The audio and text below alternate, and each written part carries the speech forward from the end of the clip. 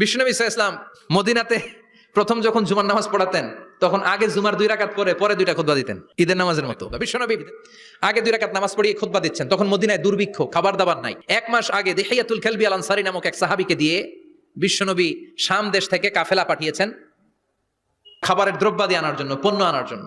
খাবারের পণ্য নিয়ে কাফেলা ফিরে এসেছে জুমার টাইমে।